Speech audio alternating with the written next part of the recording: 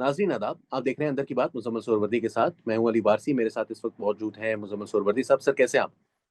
मैं बिल्कुल ठीक। आप सुनाएं, कैसी तबीयत है आप? बिल्कुल ठीक सर।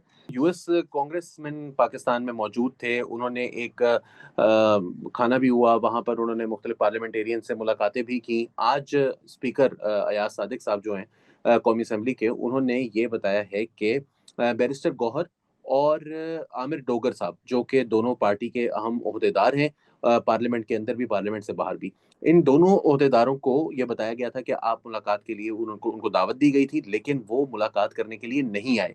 इसकी क्या वजह हो सकती है? नई एस्टेब्लिशमेंट ने कहा आपने नहीं जाना, वो नहीं गए। सादा सी बात है यार। मेरे मतलब इसमें आप कैसा सवाल कर देते हैं? भाई उनको दावत थी लेकिन उनको इजाजत नहीं थी। ठीक। आप मेरी बात समझें। वो कहते हैं आजकल मौसम है जाबर सुल्तान के सामने उससे पूछ कर कलमाए हक कहने की। क्यों जाते हैं बैरिस्टर गौहर साहब? इमरान खान उनको क्या दे रहा है? या अहमद डोगर साहब क्यों जाते हैं? मुझे आप एक बात समझे, चले गए फैसल फरीद साहब, फवाद चौधरी साहब, आतिफ खान और वो डॉक्टर अमजद गए हैं ना। पीटीआई की जो बात बैरिस्टर गौहर ने करनी थी वो आतिफ खान नहीं कर सकते। जो हम्म। बात अहमद डोगर ने करनी थी वो डॉक्टर अमजद भी कर सकते। PTI was represented there. पहली बात आप ये समझें हम्म।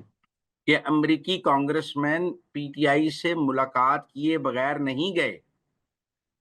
वो दुरुस्त। पीटीआई के दोनों धड़ों से मिले हैं। इस वक्त पीटीआई का एक धड़ा है जो खुद को पीटीआई, जो पीटीआई में है, उसमें आतिफ खान और डॉक्टर अमजद थे। एक धड़ा है जो पीटीआई में नहीं है लेकिन वो कहता है मैं पीटीआई हूँ, वो फवाद चौधरी और फैसल फरीद थे। दो ही धड़े हैं ना। जी। हैं? एक जो पीटीआई है, एक जो पीटीआई नहीं है लेकिन कहता है मैं पीटीआई हूँ। हम्म। अमेरिकी कांग्रेसमैन पीटीआई के दोनों धड़ों से मिले हैं। अब ये मुमकिन है कि दोनों धड़ों ने इमरान खान की बात ही ना की हो। हम्म। ठीक है ना? वरना वो जी। आकर कहते थे हमारी खान साहब के हवाले से बात हुई। अब तो गवर्नमेंट का तो देखें, जब मोहसिन नकवी साहब अमेरिका में सेनेटर्स को मिले थे, जब वो मिलकर निकलते थे तो वो ट्वीट करते थे फ्री इमरान खान। याद है आपको? ऐसा ही है जी। इस इन कांग्रेसमैन में भी जो क्यादत कर रहे थे, क्या नाम है उनका, हॉगमैन क्या नाम है, जी।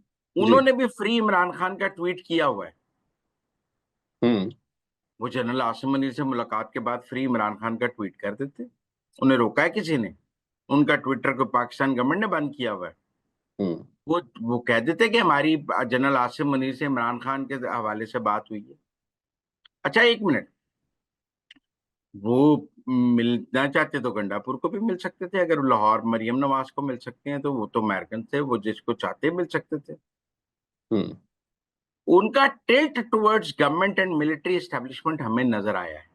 आप ये कहें कि इस दौरे का झुकाव towards military establishment and towards government नजर आया है, फेडरल गवर्नमेंट। और ये झुकाव जो है ये अमेरिका की पॉलिसी का अक्कास है, जो अमेरिकी हुकूमत की पॉलिसी है। क्योंकि इन कांग्रेसमैन का जो विजिट है वो पाकिस्तान गवर्नमेंट नहीं तय कर रही थी, अमेरिकी सफारत खाना तय कर रहा। अमेरिकी सफारत खाना अमेरिकी हुकूमत की पॉलिसी का पाबंद है। आप समझे? ये इनकी यहाँ फैसिलिटेशन कोई पाकिस्तान नहीं कर रहा था, अमेरिकन एम्बेसी कर रही थी। अमेरिकन एम्बेसी ने रिक्वेस्ट भेजी कि हमारे कांग्रेसमैन आ रहे हैं, वो इमरान खान को मिलना चाहते हैं। नहीं हम्म। आई ना कोई ऐसी रिक्वेस्ट। जी नहीं, ऐसी कोई वरना रिक्वेस्ट नहीं। बड़ी खबरें बन जाती कि अमेरिकन एम्बेसी ने खत लिखा है इंटीरियर मिनिस्टर को कि हमारे कांग्रेसमैन आए हैं, वो इमरान खान को मिलना चाहते हैं। ये खत लिखा जा सकता कि नहीं लिखा जा सर सकता? उन्होंने तो बकायदा जाते हुए ये कहकर गए हैं, यार सादिक साहब के मुताबिक, कि हम पाकिस्तान की इंटरनल पॉलिटिक्स में किसी किस्म की मुदाखलत नहीं कर सकते। तो फिर मेरा मतलब है आप अमेरिकी हुकूमत का समझ लें कि जो अमेरिकी हुकूमत की पॉलिसी है, कांग्रेसमैन उसके तहत चल रहे थे। क्यादत तो रिपब्लिकन कांग्रेसमैन कर रहे थे ना, तो रिपब्लिकन की हुकूमत है। वो कोई ट्रंप के नाम कांग्रेसमैन आए हुए थे। तो वो ट्रंप की पॉलिसी के तहत ही ये दौरा हो रहा था ना। अगर ट्रंप की पॉलिसी में इमरान खान की जगह होती तो वो यकीनन इस्लामाबाद उतरते ही कहते कि हम पहले इमरान खान को मिलेंगे। ट्रू। लेकिन ट्रंप की पॉलिसी में चूंकि इमरान खान की जगह नहीं है, इसलिए उन्होंने ऐसी कोई बात नहीं की। हाँ, ये तहरीक इंसाफ की एक बड़ी नाकामी है। तहरीक इंसाफ पिछले 1 साल से आप समझें कि ट्रंप पर ही उम्मीदें लगा के बैठी थी, और इन कांग्रेसमैन के दौरे पर उनको बड़ी उम्मीदें थी। हम्म। वो उम्मीदें टूटी हैं, वो नाकामी हुई है। अच्छा, आप आज मुझे एक बात बताएं, बैरिस्टर गौहर और फैसल फरीद मिले हैं ना इमरान खान को, सलमान सफदर भी मिले हैं और वकला भी मिले हैं। इमरान खान के अपने ट्विटर हैंडल से कुछ ट्वीट हुआ है? नहीं। क्यों? 2 अप्रैल के बाद से खामोश है सर ट्विटर, जैसे एक जमाने में मरियम नवाज का ट्विटर खामोश हुआ था। आप मुझे एक बात बताएं, क्या जो वकला मिले हैं इमरान खान, उन्हें ये कह नहीं सकते थे कि वो जरा उसको, क्या नाम है वो जो शिकागो में होता है जिब्रान। उसका, पीटीआई का social media Jibran head, Ilyas. Jibran को कहना ये ट्वीट कर दें तो वो ट्वीट ना हो जाता? बिल्कुल हो जाता। मैं सलमान सफदर वो ट्वीट ना कराता? तो टेक्निकल बात ये है कि इस वक्त इमरान खान भी अपने ट्विटर से कुछ ट्वीट करवाना नहीं चाह रहे, वरना उसके लिए कोई मुलाकात जरूरी नहीं, इशारा ही जरूरी है। इशारा तो हो जाता है ना। तो हम्म। आज कुछ ट्वीट हुआ, पहले कुछ ट्वीट हुआ, तो और मुझे नहीं लगता कि इस वक्त इमरान खान साहब वाकई इस एक दबाव में हैं। उनको पता है कि उनकी जो, आप ये बताएं कि उनकी मुलाकातें बंद हैं, उन्होंने कोई एहतजाज की कॉल दी है इमरान खान ने? नहीं सर, कोई एहतजाज की कॉल नहीं है। ना ट्विटर भी खामोश है, एहतजाज भी खामोश है। इससे आपको नजर आ जाना चाहिए कि डील की कोशिश है या नहीं है। यही इशारे होते हैं ना डील की कोशिश समझने बिल्कुल के। ठीक, बिल्कुल ठीक। जी जी जी। ठीक है ना, तो इससे आपको समझ आ जाएगी। बिल्कुल। सर आज आर्मी चीफ ने कुछ दबंग किस्म के बयान दिए ओवरसीज कन्वेंशन से। उन्होंने खिताब किया, वहां पर उन्होंने कहा कि दहशतगर्दों की 10 नस्लें भी बलूचिस्तान और पाकिस्तान का कुछ नहीं बिगाड़ सकती। पाकिस्तान की तरक्की की राह में जो भी हायल होगा हम उससे हटा देंगे, रास्ते से हटा देंगे। आप किस तरह देखते हैं इस मुझे तो काफी सख्त बयान लगा उनका। फिर तरक्की की राह में जो हायल होगा उसको हटा देंगे, तो फिर जो माइंस एंड मिनरल बिल नहीं पास होने देगा उसको भी हटा देंगे। हम्म। लेकिन ना वो भी पाकिस्तान की तरक्की के लिए है ना। फिर मैं तो इसमें से ये पैगाम देख रहा हूँ कि आर्मी चीफ ये कह रहे हैं कि अगर कोई माइंस एंड मिनरल बिल को रोक कर ये समझता है कि वो पाकिस्तान की तरक्की को रोक लेगा, तो हम उसको हटा देंगे। क्योंकि फिर तरक्की की राह में तो कोई रुकावट बर्दाश्त नहीं की जाएगी, चाहे वो दहशतगर्द हो और चाहे कोई सियासतदान हो। देखिए, तरक्की की राह में तो फिर आर्मी चीफ का ऐलान है कि कोई रुकावट बर्दाश्त नहीं की जाएगी। लिहाजा अगर कोई ये सोच रहा है कि mines and mineral bill pay blackmail करके आर्मी चीफ को और फौज को, तो वो इमरान खान के लिए रियायत ले लेगा या कोई अपनी ब्लैकमेलिंग बढ़ा लेगा, तो फिर मुझे तो ऐसा होता नजर नहीं आ रहा। क्योंकि फिर इसमें से तो ये निकलता है कि जो तरक्की की राह में आएगा उसको हटा दिया दिया जाएगा। तो माइंस एंड मिनरल बिल तो फिलहाल तरक्की की राह में एक बड़ा कदम है।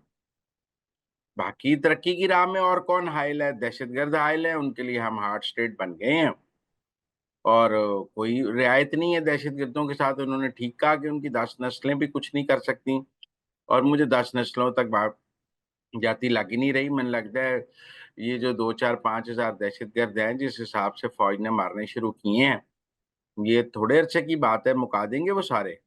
और इस वक्त तो बहुत हार्ड स्टेट का ऑपरेशन जारी है। तो अब दहशतगर्दी के खिलाफ रिजॉल्व है, और तरक्की की राह में रुकावट करने वालों के खिलाफ रिजॉल्व है। तो हम्म। जो तरक्की की राह में रुकावट है उनकी निशानदेही आपको अली वारसी साहब करनी चाहिए, और जो दहशतगर्द हैं उनको उनको उनके उनके दो ही लोगों के लिए आर्मी चीफ का पैगाम है। तो दोनों को आप अलग अलग खाते में लिख लें, और फिर दोनों को की हिट लिस्ट, दोनों आर्मी चीफ की हिट लिस्ट पर मौजूद हैं। एक वो जो दहशतगर्द हैं, और एक वो जो तरक्की की राह में रुकावटें हासिल कर रही हैं। तो सादा बयान है, सादी सी बात है, आप समझ लें। ये जो ड्रामेबाजियां चल रही हैं, आर्मी चीफ ने कहा है कि फिर छटांगा नहीं। ठीक हो गया सर, लेकिन आज भी एक हमला हुआ है मस्तूंग के अंदर। फ्रंटियर कांस्टेबलरी के 3 जवान जो हैं वो शहीद हुए हैं, इसके अलावा 18 जख्मी हुए हैं। आज लाहौर में ख्वाजा साद रफीक ने भी एक तकरीर की है, और बड़ी सख्त तकरीर है, पंजाबी में की है उन्होंने। और उसके अंदर उन्होंने ये कहा है कि पंजाब के ऊपर इल्ज़ाम लगाना जो है वो बंद किया जाए। पंजाब के साथ जो यहाँ पर भी कोई डेवलपमेंट नहीं है, यहाँ पर भी जो हमारे साथ ज़ुल्म मज़ालिम हुए हैं, पंजाब पाकिस्तान बनने के बाद से हमने हर दौर में जो है वो जानें दी हैं, पाकिस्तान के लिए कुर्बानियाँ दी हैं। तो पंजाब के ऊपर आपको ये मूड चेंज होता हुआ नज़र आ रहा है पंजाब के अंदर और ऐसे सियासतदानों का जो इस वक़्त पार्लियामेंट के अंदर भी नहीं है? नहीं, मतलब आप मेरी बात सुने, पंजाब ने कभी इस तरह रिएक्शनरी सियासत नहीं की है। आप पंजाब का मिजाज समझें। देखें, बलूचिस्तान से कितने पंजाबियों की लाशें आई हैं? क्या बलोच बच्चे आज भी पंजाब की यूनिवर्सिटियों में नहीं पढ़ रहे? आप बताएं, इतनी पंजाब से लाशें आई हैं, किसी एक बलोच बच्चे को पंजाब की किसी यूनिवर्सिटी में खराज तक आई है? किसी किसी पंजाबी बच्चे ने उठ के किसी बलोच बच्चे को मारा है कि आप हमें रोज लाशें भेज रहे हैं? नहीं, पंजाब का मिजाज ही नहीं है। हम वसीउल कल्ब लोग हैं। हम इस तरह की रद्द अमल या लिसानी सियासत पंजाब में नहीं हो सकती। मैं आपको बड़ी सिंपल बात बता रहा हूं कि जितनी इन्होंने पंजाब के खिलाफ नफरत फैलाई है और बलूचिस्तान में पंजाबी कुत्ता के नारे लगाए हैं, उसके बाद भी अगर बलोच बच्चे पंजाब में महफूज हैं, तो आप पंजाब के कल्चर का अंदाजा लगा लें कि पंजाब पाकिस्तान के साथ किस तरह जुड़ा हुआ है। इस तरह बलोच कुत्ते के नारे लगते तो पंजाबी बच्चे बलोच कोयटा यूनिवर्सिटी में सेफ हो सकते थे। आप यहाँ पंजाब में एक बलूचिस्तान के खिलाफ जुलूस निकालें, इतनी हमारी लाशें आई हैं, हम एक बलोचों के खिलाफ जुलूस निकालें, उसके बाद मजीद लाशें आनी शुरू हो जाएंगी। वो कहेंगे इन्होंने हमारे खिलाफ जुलूस निकाला, हम इनके और बंदे मारेंगे। और जो पंजाबियों को मारे जाते हैं, ये बलोच उसको जस्टिफाई करती हैं, उनसे उस पे कोई रहम नहीं करते, उस पे अफसोस का इजहार नहीं करते, उसकी मजम्मत नहीं करते, उस पर धमाल डालते हैं और उस पर खुशी का इजहार करते हैं पंजाबियों के कत्ल पर। और आप जवाब में पंजाब का देख लें कि बलोच बच्चे यहाँ पढ़ रहे हैं लाहौर में, पंजाब यूनिवर्सिटी में, गवर्नमेंट कॉलेज यूनिवर्सिटी में, फैसलाबाद यूनिवर्सिटी में, पंजाब की मुख्तलिफ यूनिवर्सिटियों में पंजाब हुकूमत की स्कॉलरशिप पे पढ़ रहे हैं और यहाँ जुलूस भी निकालते हैं पंजाब के खिलाफ। कोई उनको खराश नहीं आती, कोई उनके मजम्मत में बयान नहीं जारी करता, कोई किसी ने पंजाब से ये नारा नहीं लगाया कि बलोचा नु कड्डो पंजाब चो। लगाया किसी ने नारा? तो आप इस हवाले से पंजाब का जो रवैया है वो दूसरे, ये जब एमक्यूएम भी, अल्ताफ हुसैन भी बोरी बंद लाशें पंजाबियों को भेजते थे, हमने तब भी पंजाब में महाजरों के खिलाफ कोई यहाँ नफरत नहीं नजर आई। जवाब में महाजरों की लाशें नहीं भेजी गई। भाई, या आप कोई बंदा बलूचिस्तान में अपने नाम के साथ पंजाबी लिख के इलेक्शन लड़ सकता है? अली वारसी पंजाबी, जरा इलेक्शन लड़े बलूचिस्तान से, अपने नाम के साथ लिखो अली वारसी पंजाबी और मस्तूम से कागज जमा करा दो, कोयटा से कागज जमा करा दो, हमारी लाश आएगी। यहाँ लोग अपने नाम के साथ बलोच लिखकर लाहौर से इलेक्शन लड़ते हैं, फैसलाबाद से इलेक्शन लड़ते हैं, सरगोदा से इलेक्शन लड़ते हैं, सेंट्रल पंजाब से नाम के साथ बलोच लिखकर इलेक्शन लड़ते हैं। पंजाब उनको वोट भी डालता है, कोई ऐसी बात नहीं। तो इसलिए आप पंजाब के कल्चर को समझें। हम पंजाब के अंदर लिसानी सियासत की जगह नहीं है। पंजाब में लोगों ने नारा लगाया, जाग पंजाबी जाग तेरी पग नूं लगदा दाग, लेकिन पंजाब ने वो नारा भी बाय नहीं किया। आप समझे, किसी को पंजाब में पंजाबीज़म के नाम पे वोट नहीं मिलता। हाँ, तरक्की के नाम पे मिलता है, खुशहाली के नाम पे मिलता है, इलेक्शन में मतलब और बयानिए पे मिलता है, नारों पे मिलता है, लेकिन पंजाब में लिसानियत के नाम पर, सुबाइयत के नाम पर और ये तकसीम के नाम पर वोट नहीं मिलता, और ना पंजाब ऐसा कल्चर रखता है। आप मुझे एक बात बताएं, मैं फिर कहूंगा, ये बलोच बच्चे लाहौर में खुलेआम फिर रहे होते, कभी किसी ने उन्हें कहा ਤੁਸੀਂ ਬਲੋਚ ਹੋ ਤੇ ਤੁਸੀਂ क्यों ਇੱਥੇ ਫਿਰਦੇ ਹੋ लाहौर शहर ਚ, ਤੁਸੀਂ ਸਾਨੂੰ कोयटा फिरन देते हो? नहीं कहते हम। ये जो सरदार पंजाबियों को गालियां निकालते हैं ना वहां बलूचिस्तान में, उनके बच्चे लाहौर एचईसन में पढ़ रहे हैं। वो अपने बच्चों को बलूचिस्तान में नहीं पढ़ाते, उनके बच्चे लाहौर एचईसन में पढ़ रहे हैं, महफूज है ना लाहौर एचईसन में। वो अपने बच्चों को लाहौर एचईसन में महफूज समझते हैं तो यहाँ दाखिल करा के जाती है ना। कोई उनके बच्चों को यहाँ मारता तो नहीं है लाहौर में कि आपका बाप पंजाब को गाली निकाल रहा था वहां बैठकर, पंजाब पढ़ा बच्चा पंजाब में रहा, एचईसन लाहौर में। महफूज समझ के छोड़ के चला जाता है ना कि मेरा हम्म। बच्चा लाहौर में महफूज होगा, इसको कोई ठीक। खतरा नहीं, मैं जितना मर्जी पंजाब को गाली निकालूं। तो लिहाजा आप पंजाब में, ये कोई पंजाब की वीकनेस नहीं है, ये पंजाब की कोई कमी नहीं है, ये पंजाब की कोई कमजोरी नहीं है। अब मैं आपको पंजाब का एक कल्चर समझा रहा हूँ कि हम्म। पंजाब में लिसानियत, सुबाइयत, इस किस्म की चीजों की या नफरत के नाम पर वोट नहीं मिलता, या नफरत की सियासत को पंजाब का नौजवान भी पसंद नहीं करता, पंजाब का वोटर भी पसंद नहीं करता, पंजाब के कल्चर में भी उसकी जगह नहीं। तो ठीक लिहाजा हो गया सर। जी। तो सर बिल्कुल आपने दुरुस्त कहा। मैं अगली टॉपिक की तरफ चलूंगा। इमरान खान साहब ने आज ये कुछ दिनों बात पहले आपको आपको मेरी पसंद नहीं आई होगी ना, ये बात आपको मेरी पसंद नहीं आई नहीं, होगी, मेरा क्योंकि इस बारे आपको में आपसे कतन कोई आपको तो लगा होगा कि मुझे मैं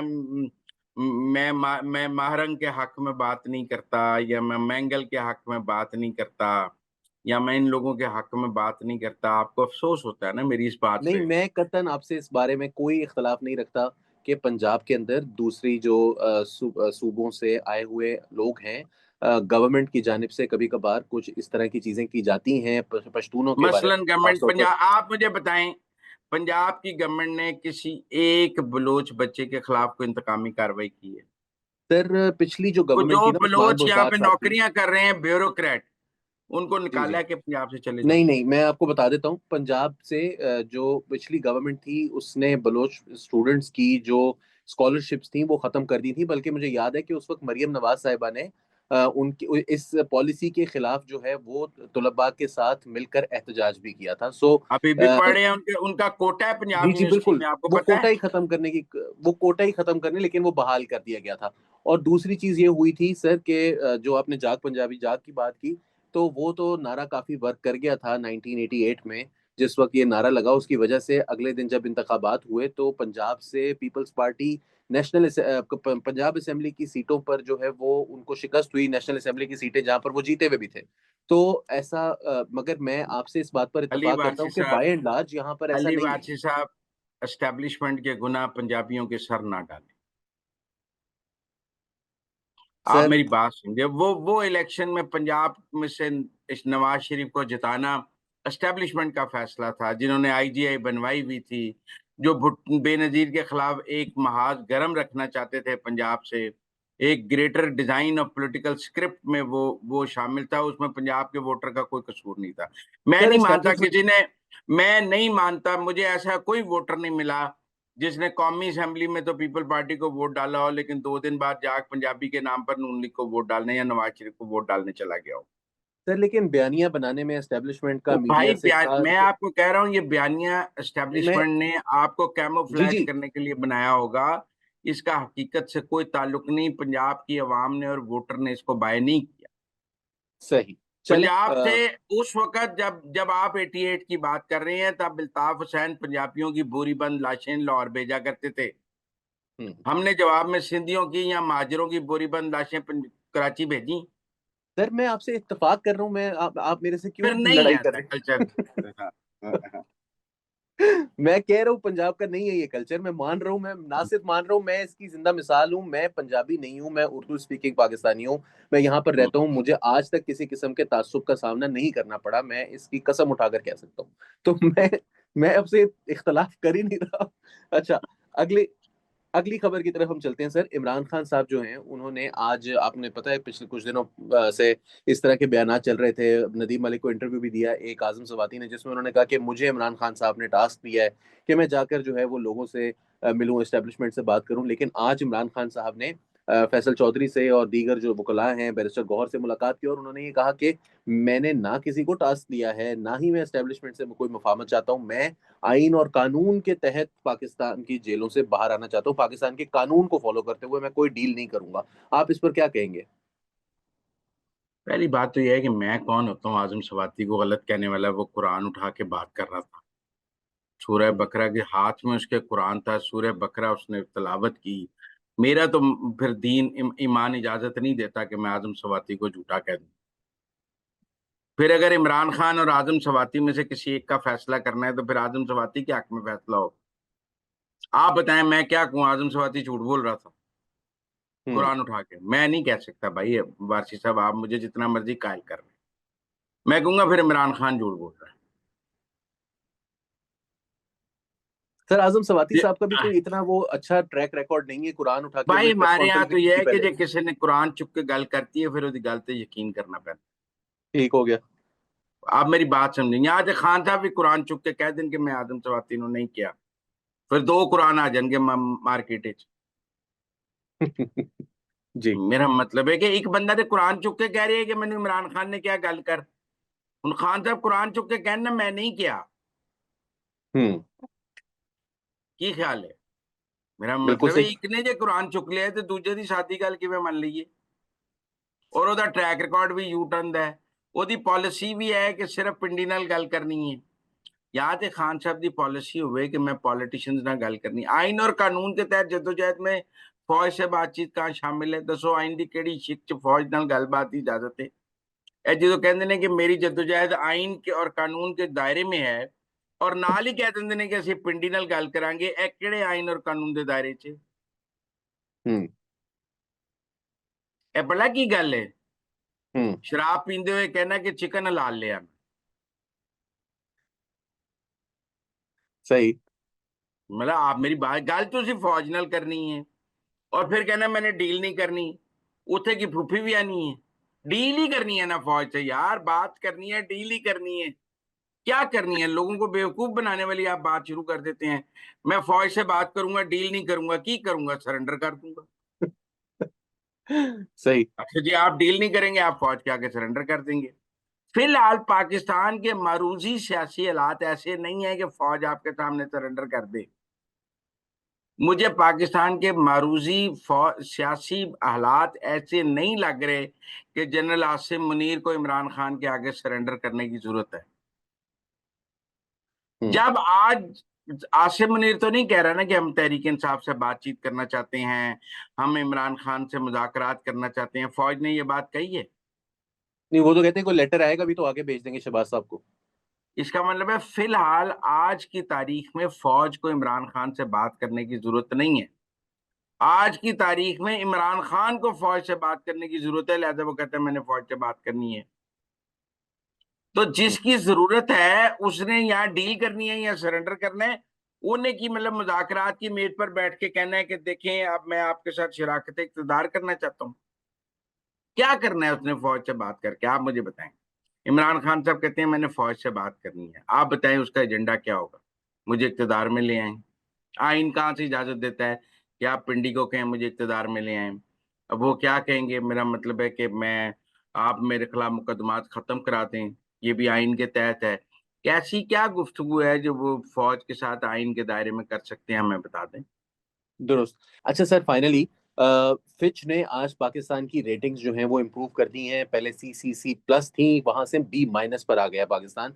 और इसकी वजह से कहा जा रहा है कि आज जो 600 पॉइंट्स पाकिस्तानी स्टॉक एक्सचेंज है उसने भी आज जंप लिया है। कल भी जो है वो बेहतरी का रुझान रुझान जो है वो एक्सपेक्टेड है। तो ये अच्छी खबरें आना शुरू हो गई हैं। आपके पास कोई अच्छी खबर है तो आप भी जरूर सुनाइए प्लीज। जी, मैशत संभलना एक बतदरीज अमल है। मैशत जो है कि मुल्कों की मैशत को जादू से तो बदल नहीं सकती, ना टोने से बदल सकती है, ना जिन्नात का काम है मैशत को एकदम पाकिस्तान को खुशहाल कर दें। ये एक बतदरीज अमल है, आहिस्ता आहिस्ता मुल्कों की मैशत संभलती है और उसमें वक्त लगता है। मौजूदा हुकूमत जो है वो ये जरूर कह उसने सिमत हमें बताई है मैशत को संभलने की। माशी इस्तेकाम के जो इशारे हैं वो नजर आने शुरू हो गए हैं कि अब पाकिस्तान की मईशत इस्तेकाम की तरफ जा रही है और बतदरीज जो है वो माशी बहाली का अमल जो है वो शुरू हुआ है। 15 दिन पहले बिजली सस्ती हुई है, कह रहे हैं बजट में तनख्वाहदारों को टैक्स में रिलीफ देंगे। जब हुकूमत अवाम को रिलीफ देना चाहे इसका मतलब है हुकूमत की माशी सेहत जो है वो ठीक है, जो फाइनेंशियल हेल्थ है गवर्नमेंट की वो ठीक है, तभी वो आवाम को रिलीफ। जब वो ज्यादा टैक्स लगा रही हो, महंगाई बढ़ रही हो, आप समझें कि मईशत खराब चल रही है। पाकिस्तान की मईशत बेहतर तौर पे चल रही है और माशी इशारे जो है वो बहुत मुस्बत हैं। मुझे उम्मीद है कि 1 साल और अगर ऐसे ही पॉलिटिकल स्टेबिलिटी रही तो पाकिस्तान अगले साल माशी तौर पर बहुत बेहतर पोजीशन। ठीक हो गया सर, बहुत बहुत शुक्रिया हमें अपनी राह से आगाह करने के लिए। नाज़रीन, आप देख रहे थे अंदर की बात मुजम्मिल सोहरवर्दी के साथ। हमें नया दौर के प्लेटफॉर्म से इजाजत दीजिए। आदाब।